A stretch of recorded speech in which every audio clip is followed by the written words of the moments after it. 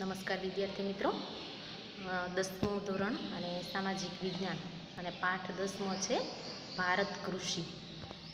ભારત કૃષિમાં આપણે ખાસ કરીને ભારતના ખેતીના પ્રકારો વિશે જોઈશું. એમાં તમે અલગ અલગ પ્રકારથી તમે ખેતી થઈ શકે છે એના વિશે જાણ્યું હશે. તમે કૃષિના પ્રકારો તમને કદાચ બોર્ડની પરીક્ષામાં એવી રીતે પૂછાઈ શકે કે કૃષિના પ્રકારો વિશે સવિસ્તાર લખો. એમાં 6 પ્રકારની ખેતી બતાવેલી છે: જીવન નિર્વાહ ખેતી, સૂકી ખેતી, આંધ્ર ખેતી, સ્થળાંતરિત ખેતી, બાગાયત ખેતી અને સઘન ખેતી. હવે આમાં અલગ અલગ આપણે જે 6 ખેતી આપેલી છે એ વિસ્તારપૂર્વક જોશું. જીવન નિર્વાહ ખેતી તમને સ્લાઇડમાં દેખાય છે 6 પ્રકારની. હવે એમાં જીવન નિર્વાહ ખેતી એટલે શું છે કે જે તમે આમાં ફોટામાં જે જોઈ શકો છો, પોતાના કુટુંબ જેટલું જ ધાન્ય થતું હોય એને જીવન નિર્વાહ ખેતી કહે છે. કે જે જીવન નિર્વાહ એટલે કે આઝાદી પછી આયોજન પંચની અને ખેત વિકાસ યોજનાઓ અમલમાં લાવવા છતાં પણ ભારતમાં ખેડૂતોની આર્થિક સ્થિતિ આજે પણ પ્રમાણમાં નબળી છે. શું કામ? જેના કારણે નબળી છે કે જે નાના કદના ખેતરોમાં મોંઘા બિયારણો એ લોકોને પોષાતા નથી. બીજું કે ખાતર અને જંતુનાશકનો ઉપયોગ કરવો પોસાય તેમ નથી. ખેતરમાં થતું અનાજનું ઉત્પાદન પોતાના પરિવારના ઉપયોગ જેટલું જ થતું હોય છે, જે તેના કુટુંબના ભરણપોષણમાં જ વપરાય છે. તેની જીવન નિર્વાહ ખેતી કે આત્મનિર્વાહ ખેતી પણ કહેવામાં આવે છે. કે જે પોતાના કુટુંબ જેટલું જ ધાન્ય થતું હોય અને પોતાના કુટુંબ માટે જ વાપરી શકે એટલું થતું હોય તો એને આપણે જીવન નિર્વાહ ખેતી તરીકે કહીશું. કે તેની આથી ભારતીય ખેતી આજે પણ મોટાભાગના વિસ્તારોમાં જીવન નિર્વાહ પ્રવૃત્તિ ગણવામાં આવે છે. કે જે તમે જીવન નિર્વાહ ખેતી તરીકે કરી શકો છો. કે જે અનાજનું ઉત્પાદન પોતાના કુટુંબ માટે જ થતું હોય છે. બીજું કે તમે બીજી સ્લાઇડમાં જોઈ શકો છો જે સૂકી ખેતી. સૂકી ખેતી એટલે શું છે? કે જ્યાં ઓછો વરસાદ પડતો હોય, સિંચાઈની અપૂરતી સગવડ હોય અને માત્ર વરસાદ પર આધારિત હોય તેવા વિસ્તારોમાં માત્ર જમીનમાં સંગ્રહાયેલા ભેજના આધારે કે એક જ પાક લેવામાં આવે છે, તેને સૂકી ખેતી કહે છે. બીજું કે કયા કયા પ્રકારનું હોય છે?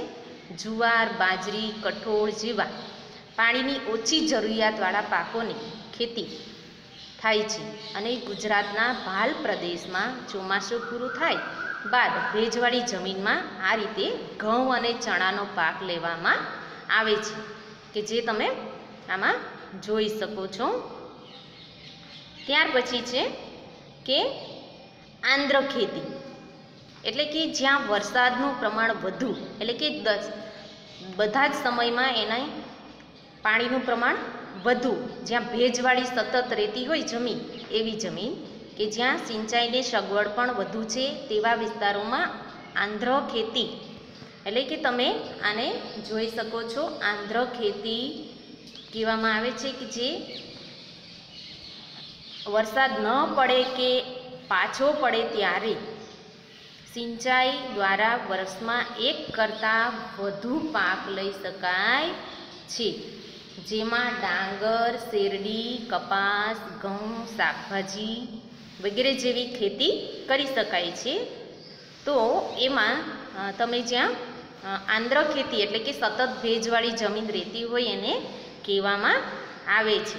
ત્યાર પછી છે કે જે તમે સ્થળાંતરિત ખેતી, તમે સ્થળાંતરિત ખેતી એટલે કે આ ખેતીને ખેતીના જંગલોમાં વૃક્ષોને કાપીને તેને સળગાવી જમીન સાફ કરી તેમાં ખેતી કરાય છે. અહીં 2 કે 3 વર્ષ ખેતી કરાય છે. કેટલા વર્ષ કરાય છે? 2 કે 3 વર્ષ. જમીનની ફળદ્રુપતા અને વિસ્તાર છોડી દઈને બીજી જગ્યાએ આ જ રીતે ખેતી શરૂ કરવામાં આવી છે. તેને ઝૂમ ખેતી પણ કહી શકાય છે, કે જે આ ખેતીમાં ધાન્ય પાકો, શાકભાજી ઉગાડી શકાય છે. આ ખેતરમાં ઉત્પાદન ખૂબ જ ઓછું થાય છે. આ ખેતરમાં ઉત્પાદન ખૂબ જ ઓછું થાય છે, કારણ કે જમીન એટલી ફળદ્રુપતાવાળી હોતી નથી. બીજું કે આ ખેતી કરવા માટે માત્ર 2 કે 3 વર્ષ જ એનો ઉપયોગ કરવામાં આવતો હોય છે, કે જે જમીનમાં કોઈ પણ જાતનું બીજું કાંઈ તમે કરી શકતા નથી. ત્યાર પછી છે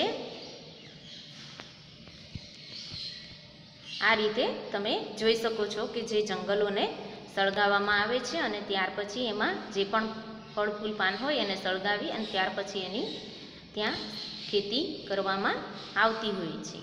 ત્યાર પછી છે બાગાયત ખેતી. હવે બાગાયત ખેતી એટલે કે તમે ખાસ પ્રકારે થતી ખેતી, એ રબર, ચા, કોફી, કોકો, નારિયેળ ઉપરાંત સફરજન, કેરી, સંતરા, આંબળા, લીંબુ, ખારેક વગેરે સ્થળોની ખૂબ જ માવજત સાથે ખેતી કરાય છે. આ પ્રકારની ખેતી મૂડીરોકાણ, કુશળતા, તકનીકી જ્ઞાન, યંત્રોની સિંચાઈ, પરીક્ષણ, સંગ્રહણ અને પરિવહનની પર્યાપ્ત સુવિધા હોવી જરૂરી છે, કે જ્યાં આપણને લાગે છે કે આવી રીતે થઈ શકે છે ત્યાં જ્ઞાન મેળવી અને તમે આ ખેતી સારી રીતે કરી શકો છો. અને બીજું કે સારી એવી તકનીક દ્વારા તમે એનું આગળ કરી શકો છો, કે જેમાં ખાતરો અને તેની ટેકનિશિયન યંત્રો વડે, કે જે સિંચાઈ, પરીક્ષણ અને સંગ્રહની અને પરિવહનની પૂરતી સગવડો પણ ખૂબ જરૂરી રહે છે. ખાસ કરીને કેરી, સફરજન અને સંતરા, દ્રાક્ષ, લીંબુ, ખારેક વગેરેની ખેતી કરવામાં આવે છે. ત્યાર પછી છે સઘન ખેતી. સઘન ખેતીમાં તમે કે જે સિંચાઈની સુવિધા વધી છે, એટલે કે અલગ અલગ ટેકનિક દ્વારા તમે સિંચાઈ કરી શકો છો યંત્રો વડે. ત્યાં રાસાયણિક ખાતરોનો, કીટનાશકો અને વિવિધ પ્રક્રિયામાં યંત્રોના વ્યાપક ઉપયોગથી ખેતીમાં યાંત્રિકીકરણ આવી ગયું છે. આ પ્રકારે થતી ખેતીને સઘન ખેતી કહેવામાં આવે છે, કે જે આ ખેતીમાં રોકડિયા પાકનો વાવેતરને પણ થાય છે. બીજું કે તેમાં હેક્ટર દીઠ ઉત્પાદનમાં ખૂબ વધારો પણ થાય છે. સઘન ખેતી હેઠળનો વાવેતર વિસ્તાર સતત વધતો જાય છે. અને બીજું કે તેમાં આર્થિક વળતરને વધુ મહત્ત્વ આપવામાં આવે છે, તેથી તેને વ્યાપારી ખેતી પણ કહેવામાં આવે છે. જે સઘન ખેતીને બીજી કઈ ખેતી તરીકે તમે ઓળખાવી શકો તો એમાં તમે લખી શકો નાના પ્રશ્નમાં કે વ્યાપારી ખેતી તરીકે ઓળખાવી શકાય છે. બીજું કે ત્યાંના ખેડૂતો વર્ષમાં એક વખત પાક લઈને સારું એવું કૃષિ ઉત્પાદન પણ કરી શકે છે. એકથી વધુ પાક લઈને કૃષિ અલગ અલગ રીતે એમાં બીજા પણ કરી શકે છે, કે જે એને ઉપયોગી હોય અને વધુમાં વધુ પાક લઈ શકે. તો વિદ્યાર્થી મિત્રો, તમને 2 પ્રકારે પૂછી શકાય કે કૃષિના પ્રકારો વિશે નોંધ લખો, અથવા તો ભારતમાં ખેતીના મુખ્ય પ્રકારો કેટલા છે અને કયા કયા છે, દરેક વિશે ટૂંકી નોંધ લખો. એ રીતે તમે 10મા ધોરણમાં ને બોર્ડની એક્ઝામમાં પ્રશ્ન પૂછાઈ શકે. તો આ રીતે તમે લખી શકો છો. અસ્તુ.